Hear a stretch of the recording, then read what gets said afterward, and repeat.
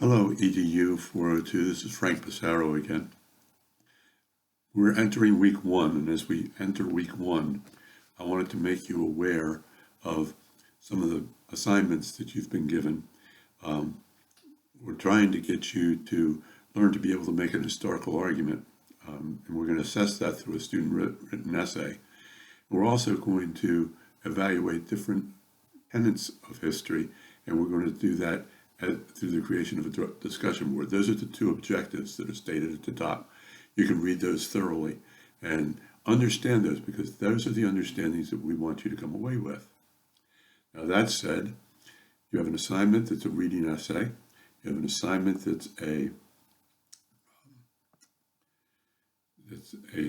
discussion board. At the same time, you have readings that you have to use to get your arguments for the discussion board. So the first readings are from Webb chapters, and you have chapters there, but I've also included for the first 5 lessons, for the first 5 chapters, a recorded version of Webb. Now that's on a rather antiquated application, so you might have a little bit of trouble listening to that. If you can't listen to it, I'm sorry, but the textbook is there for your use. Then the other reading, the textbook is a tertiary source. As a tertiary source, it's going to be made up of a lot of secondary sources. Well, you have a secondary source, a scholarly article that we've given you by Getz, and you're going to read through that, and you can use what you learn from those two places to make your essay about Native education through the Renaissance, okay, and the Renaissance. This essay is drawn out on the assignment, so I'm not going to reread that to you. But I wanted to make sure that you understood what you needed in a thesis statement and in order to make historical arguments, because that's going to be the crux of the rubric that I'm using to see that you're able to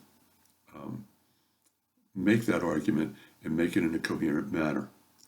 Now, the first thing is a thesis statement. For those of you who haven't had practice at that for a while, or that's kind of fallen off the chart, if you're perhaps a returning student whose second career, or even students that haven't had it since high school, oftentimes aren't able to do that.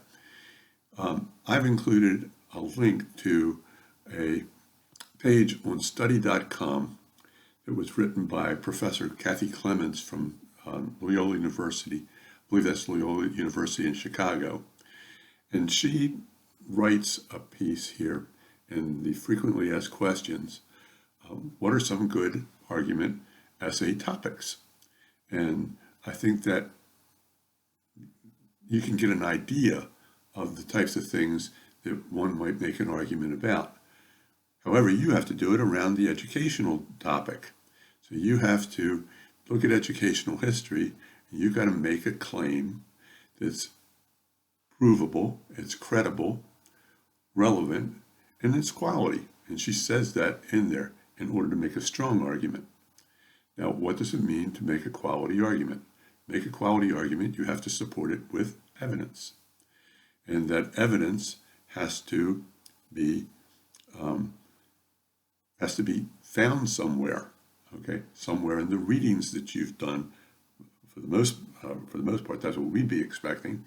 And it has to be relevant. It has to be something that's relevant to the topic at hand, Native American education in the Renaissance in Europe. And finally, it has to be credible. It has to be true, okay? That you can't make up your evidence. You have to find it in the text. So these are the points that you're going to be making as you think about your thesis statement. Now, you might have a thesis statement that might read something like this. If you were studying the War of 1812, you might say something like, the War of 1812 was an unnecessary war. And then you would have to prove that. Now, that could be somewhere in the first paragraph, preferably.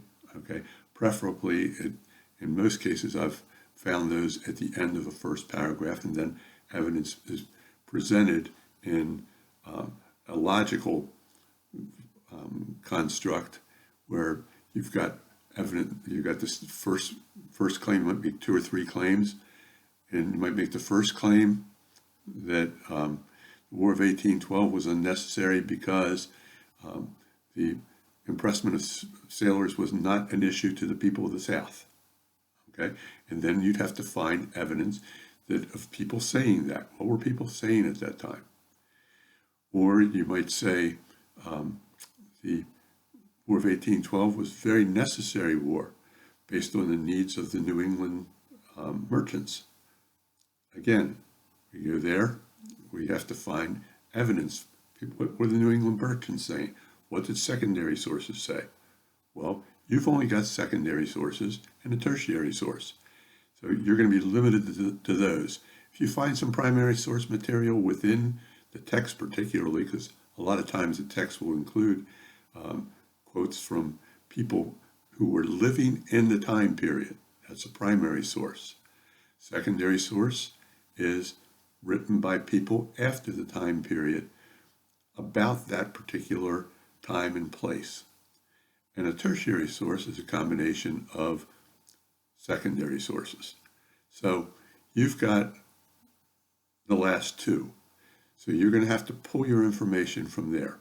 And you're going to have to footnote to do that. If you have evidence, you want to be able to guide your reader to where that evidence came from. And if you don't do that, it's called plagiarism. We don't want to have that happen. So make sure you do that, and you can do that in MLA or the university form, the AP. I'll look it up, but I think you know what I'm talking about. This APA, okay, the APA that you'd be able to use. In order to make that a defensible argument, you're going to want to be able to support it using evidence and describe a specific example of the historically relevant essay. Explain how specific examples of the historically relevant evidence might be there to support an argument or support your argument.